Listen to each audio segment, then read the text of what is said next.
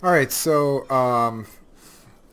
I actually already played this part in a previous episode, but what happened was I tried to save the file and I hit the wrong hotkey and I corrupted the save file by accident.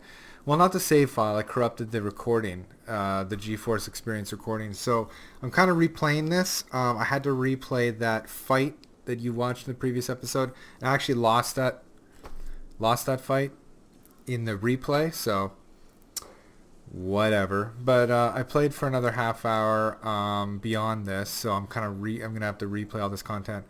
And actually, that episode ended with me losing a battle very badly. So um, no big deal to have to replay it. I might get a chance to win that one. Anyway, you pass out hearing distant battle, chanting death. When you awake, you nudge focus, thankfully still alive. Back at the camp, Spar tells you escaped prisoners from Galar attack. They were starving, more interested in food than fighting, he says before he died. One of them said they'd been left to rot in Galar, all the townsfolk and guards gone to Arbrang. So we gotta rest, and rest, and rest, and we gotta do some upgrades. I remember I did a few upgrades here, and that, I can't really remember what happened there. It looks like, yeah, I lost half an hour progress basically, so I could have just kept playing and ignored that fact, but I felt like it's probably a bad idea. So let's upgrade Spar here. Continue, and let's give him some more armor. I don't remember what I did before. Let's upgrade Ollie. Continue, and run through or bloody flat. We're gonna Stonewall. I don't remember this last time.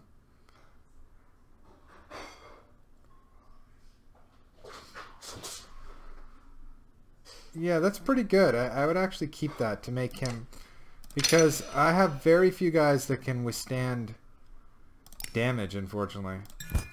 Yeah, let's make him a tank. Let's make him the tank. We got 20 renown left, so we could upgrade. Well, let's upgrade Bulwark first of all, because he is in bad need of upgrade. Let's make him more robust. Oh, let's make him more robust. Confirm that, and just make sure that everybody has had their points allocated. Oh, Ekil. Well, Ekil, who really cares about Ekil, right? But what else are we gonna do, right? All right, so that's that. We can go back here, and I guess we can talk to what's her face again. Valka Zephyr speaking quietly to Folka when you approach. Not forbidden, only rare for Valka to have children. So Nichols was like a son. He was not my child by birth. What did you do to him back in the cave? I did the only thing I could do, the thing we never want to do. The Valka's eyes fill with tears. I forced a skip in the pattern, which won't mean much to you. Suffice to say that menders usually repair skips or mistakes in the woven fabric of our world. They cover powerful exposed threads until all is right and the pattern is whole. I just did the opposite. You stare at her blankly. By skipping Nichols, I exposed the thread and used that power to end Eyeless's attack, and that cost Nichols his life. Yes, but it is a sacrifice every mender is prepared to make should it be necessary. How do I know you won't try to skip me when we get to Manahar? Because I can't. It's a conscious decision a mender is taught how to make. I've been through all this dialogue, so... Silence spans a few moments. A brave kid, then. The Ravens will remember him in a battle chant. I'm sure he'd have liked that. Was there anything else you wanted to discuss? Any idea why Gawler would abandon its prisoners? I've been out of contact with the council since I departed for Bindal, but it can't be good. If the prisoners were telling the truth about everyone fleeing to Arbarang, King Meinolf will have a serious problem to handle. I wonder if Rook and the others know what they're heading into. They're not our concern. What do you know about that darkness? The Valka stares into the distant sky. Truly nothing, though it feels wrapped in all the trappings of power abused, enough mistakes to ruin the entire weave. Your anger suddenly rises. More Valka secrets. No, not on my part, but others perhaps. Luckily we're heading toward the one place with answers. Enough talking, let's GTFO, motherfucker. Alright, and then we gotta talk to one other guy, Sabjorn. This leads to a fight, I think. You find the Varl near an empty barrel staring in the darkness. He would be drunk if there were more meat for him. What are we doing, Blood Axe? Honestly, what's the plan rattling around in that head of yours? Last time I said, I'm just trying to keep us alive, and he called me kind of a pansy or something like that. And I just said, yeah, to get paid, like always. Yeah, and then what? Look at the sky. This isn't some crone story about stars falling. This is the end of the line. Maybe so, but none of us knows what it means. Whatever comes next, I want us facing with plenty of coin to our name. Bah! I guess that's what this life amounts to. Centuries of fighting and hoarding money for the day you die.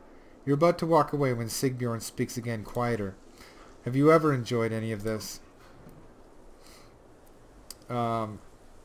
Maybe a long time ago, but this is all I know. That's what I thought. Like we just do the same things every day because we don't know any better. We live so long that it's hard to remember when we stopped enjoying what we do. His words make you feel uncomfortable. Keep these idiot ideas to yourself until we finish the job. Are we clear? Sigbjorn nods quietly and stares back into the darkness of the sky. Interesting. They got in a fight last time. They got into a fight and it raised morale. But I guess not this time. So it happened a little bit differently. Okay, we go to the market and I guess buy supplies. Right. Confirm. Buy. And off we go. These woodcutters were no slouches in a fight with these prisoners. Spar says, coughing. I've seen weaker men in Warden. And I think this group realizes their idea of staying here is a pretty bad one. You want me to recruit them? Sure, whatever. Are these the same motherfuckers that beat me up? Because, I don't know. I got a suspicion you actually like humans more than any Varl alive, Spar says, chuckling until he starts coughing and wheezing for air. Okay, back on the road.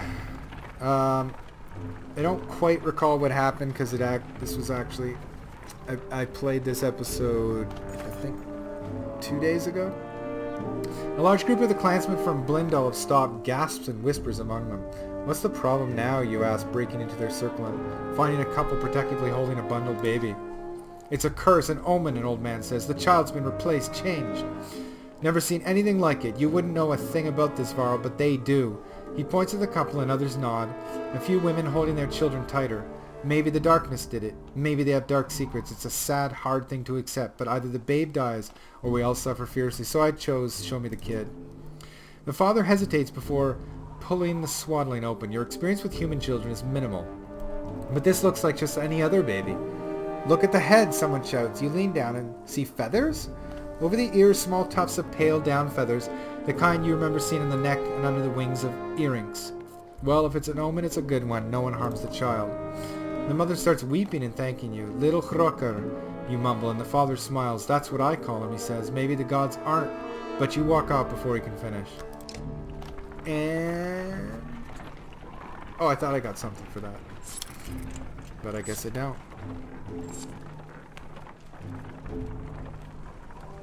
Yeah, I thought I got like a morale improve for that, but whatever. Let's see.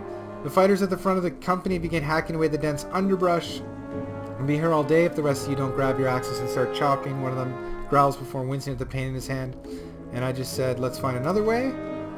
The scouts search in various directions, but a day passes before another route is found. The clansmen don't seem to mind the rest, though. So I'll just lose supplies for that. Morale declined. Morale improved. Oh yeah, there's a godstone coming up over here. I remember the godstone.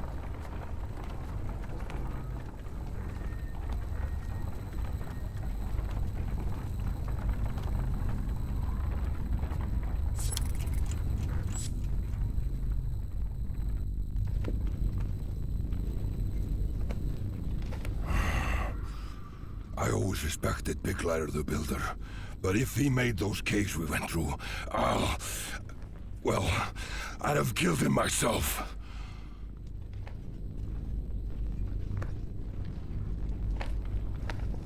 Cool looking godstone there.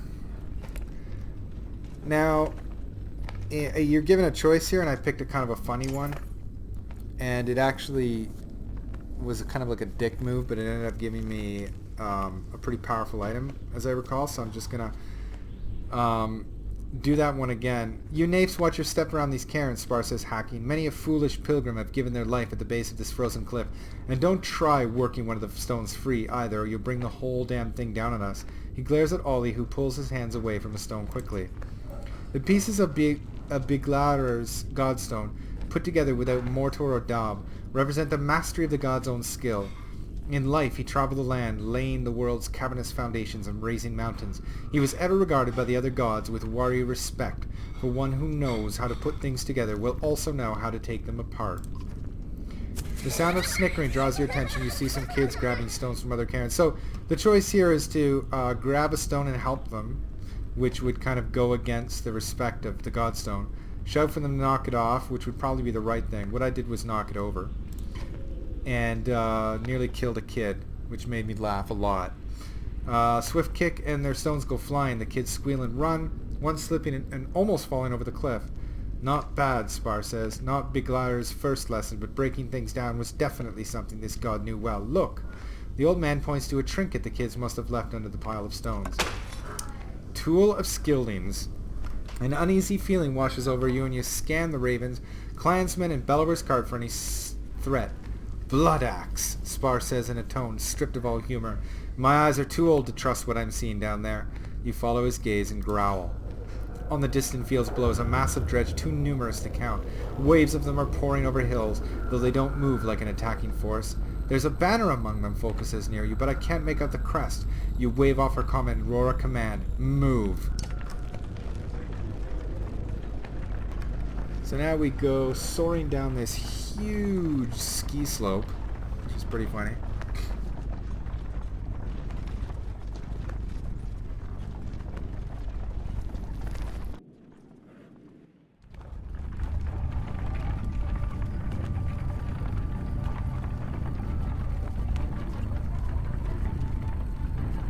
Dredge pouring over the hills like ants. Clansmen foraging, which is nice. Several ravens report a large hole in the ground nearby. There's strange marks all over it, one says. Some look fresh, others, well, others look like they've been there as long as the mountains. Spar looks up. This hole has smooth sides, about as deep as a varl, he asks. The men nod and Spar grunts. So what's in the fucking hole? We couldn't tell, a scout says. No trees around, just a deep hole in the ground about 4 yokes length across. My arms were like chicken skin just looking at it. Anyway, have a look, you craven. No sooner has the word left your mouth than you see Folka look at you. Were you trying to be funny, craven and raven? You ignore her and head for the hole. It is as described, big, deep, surrounded by scrollings in the surrounding rock, and disturbing. Well, someone get the fuck in there and find out what it is. Shoving turns into fighting, and soon a dozen ravens fall into the pit. You take pride in their quick reaction, forming a tight ring, guarding each other's back. When no snakes appear, they start looking for anything of value. Only one fighter finds anything, an old clansman, gives it to you as you haul him out. So we scored an item. But that's what I chose last time. That's why I made the decision super quick. Usually I think on it for quite a while, right? The company comes upon a small village. The people still hard at work. With only an occasional glance skyward to the approaching darkness. Folka sees a man chopping wood as she learned to do a lifetime ago. These people don't know what's coming. Well, they'll figure out soon enough, you say, and turn to the rest of the caravan. We get what we need from this place and rest if necessary. The next few days will be the hardest and last some of you will ever see. Folka gives you a look and you snort.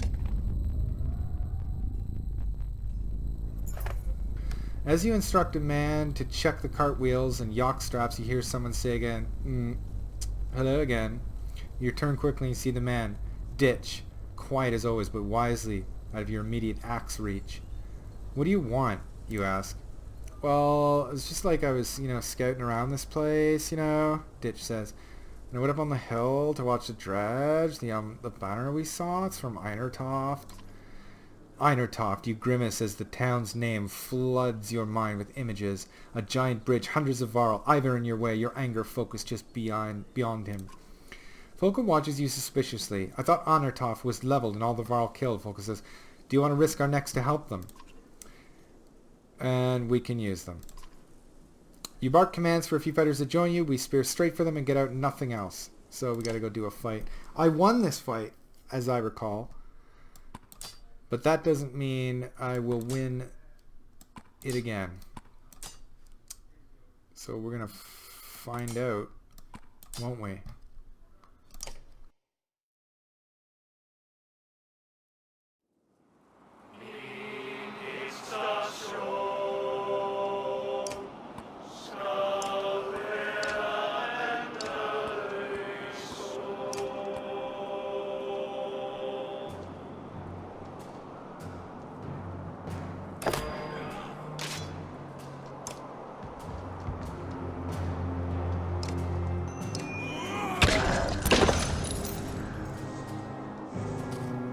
This might have been the battle I lost. I can't be 100%.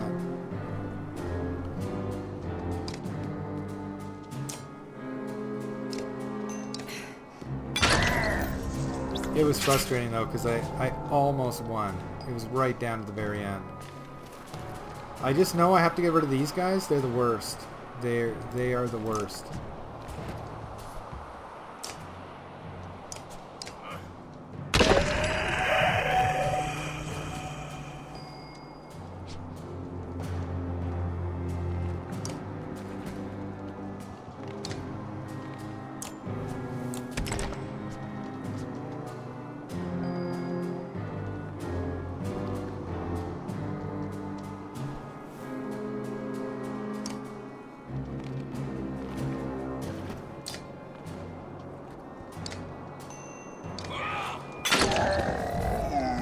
Damn. This fight's going pretty good. But anyways, either this fight or the next one that I lost. Okay, so let us have a little look-see at who's lost some armor so far. Nobody's lost any armor, so it has been a pretty good fight so far. What do we have? A runic gale.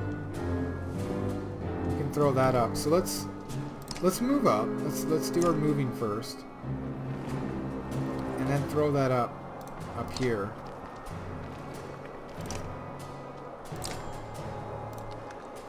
Yeah, somewhere around there.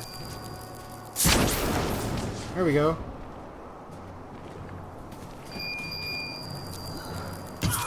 Yeah, she got one-shotted. So this must have been the fight, because I do remember getting pretty annoyed that I seemed like I got cheap-shotted by some pretty crazy yeah, some pretty crazy damage. So this looks like kind of what happened. Ooh, that is not a great skill.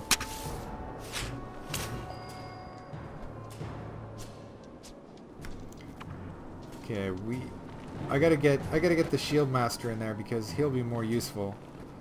But first, let's get her over here.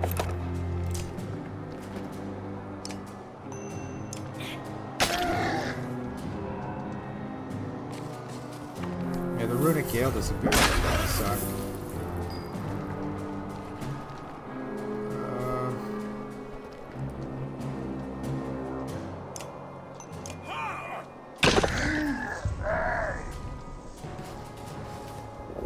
Yeah, this looks like we might end up losing this one too.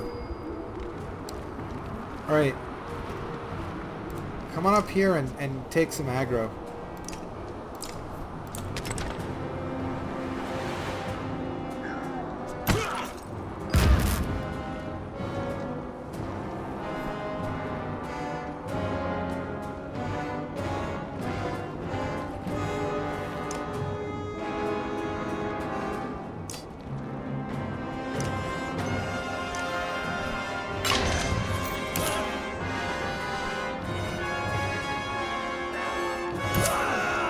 Oh, and he had the shield up and everything.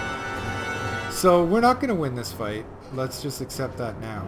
That would probably be the prudent thing to do.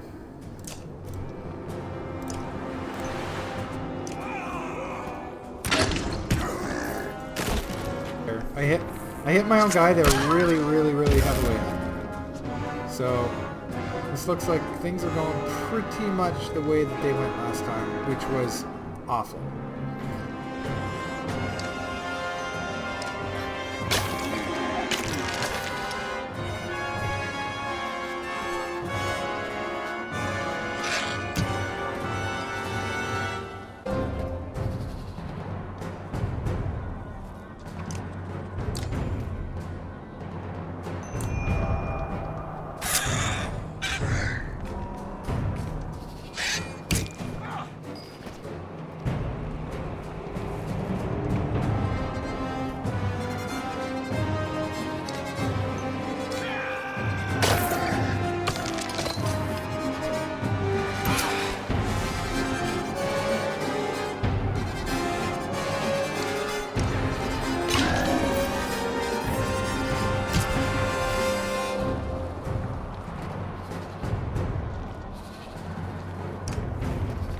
Best we can do is just try to win this, right? But I mean, you know, it's not likely.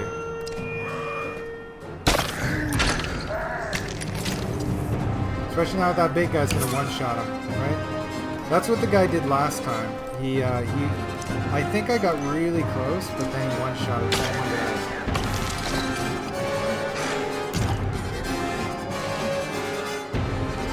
Oh, and there goes my guy, yeah, so.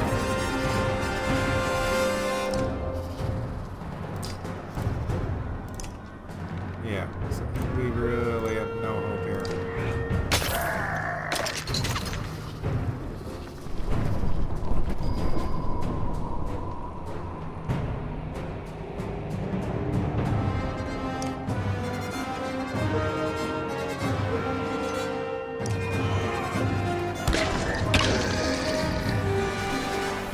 Just that these guys hit so hard.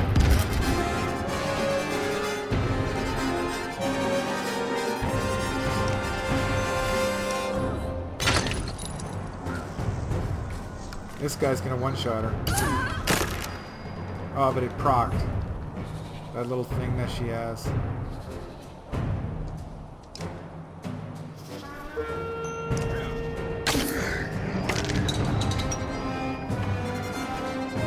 Oh, and he's out of... Look, he's out of the... He's too far. Oh, it's a shame.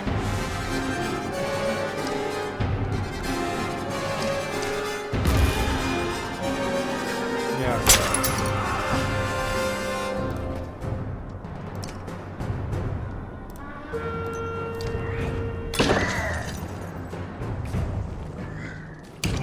Anyway, perfect. So it happened the exact same way. No big deal. Same way. I think you're pretty much meant to lose this fight, so... No loss whatsoever.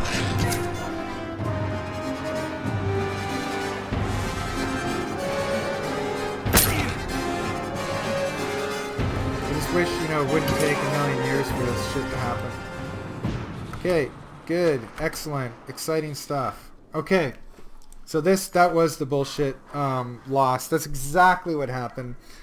And that's why I kind of rage quit and screwed up the save. So, anyway. Your head throbs as you spit blood on the snow. Finding it hard to focus, you see Dredge turn away from you. Attacking something else and dying. Suddenly a mangled Varl stands over you and helps you up. You're not certain, but it sounds like he compares you to a growth on a Yox's ass. So that's good that we're finally getting this motherfucker back, because the guys I'm rolling with suck some serious donkey cock. We got the Varl back. Once back in the village, the deep tones of the scarred Varl utter curses you've never heard before. Then he sees you. You, the feigned leader of these pathetic humans, the shield banger asks you. These humans are the ravens, you say, and I'm I'm Bolvark. Did he just say, about to say he was Bellower? What the fuck? Who are you and why do you look like you were spit out by a cold bear? The Varl stares at you and then cracks what might be a smile beneath all the facial wounds.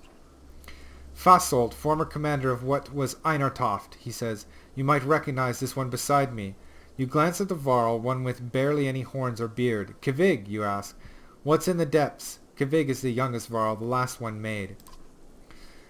We're all that's left of those who fled Grofheim and stood against Bellower at Einartoft, Fasolt says.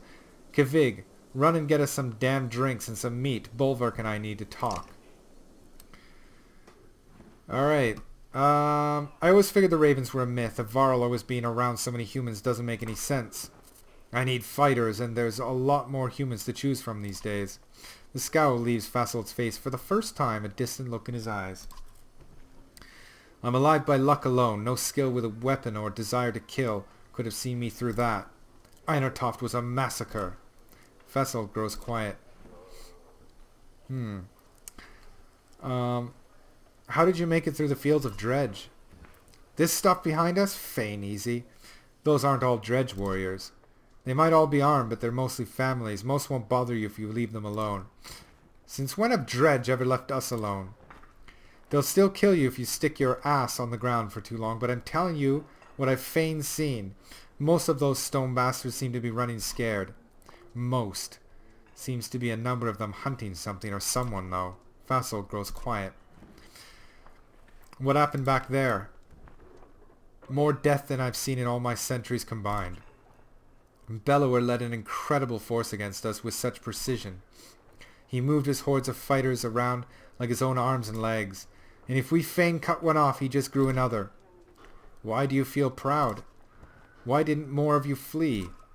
You're under. He decided to make a stand. I was left for dead, woke up to actual ravens pecking at my face. Damn near got my eyes. Yeah, you can see where they did their damage. Fasold grows quiet. The Battle of Bjorsgard was a bloodbath too. Oh, what happened? The ravens were called in to keep people from rioting. Trying to get those people to leave was useless. Then Bellower showed up with an army. A human took him down. A human! The immortal Bellower's dead! His question makes you tense, though you're unclear why. Wait, which human? A girl, daughter of a hunter named Rook, shot the Sunder with some sort of Valka arrow. The Varl's demeanor changes. He's growling. Is Rook still alive? Last I knew, he was leading their group to Arberang. Why? Because I've come all this way with a feigned message for him from our former king. Fasold's eyes, accented by the torn skin, look deadly. If you're heading west, I'll stay with you to the old ford. You have more questions, but decide to leave the Varl to his brooding thoughts. Alright, let's heal the rape wounds. Rest. We got 10 renown. We go here into the hero hall.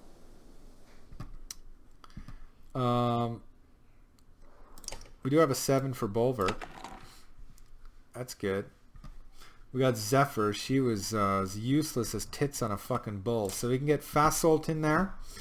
And Fasold could use a little promotion. And we'll get your hit points up there, Fasold, because otherwise you're going to shit the fucking bed. On top of that, we got a 9 up here. We got an 8. Nobody's an 8. We got a 6 here. We got a 6, which is a +3 on rest plus... So this is somebody who would rest. Let's give that to Fasold for now. Oh wait, he can't use it. Okay. Let's give it to Sigbjorn. And then I think that's pretty good. The only other thing we have is this thing here. But I think everybody's kind of got something. So good. Now we got to go back and just before we leave, go to the market, buy some supplies, and time to get the fuck out. But not before we end this episode safely and pick it up the next one. Thanks for watching this replay.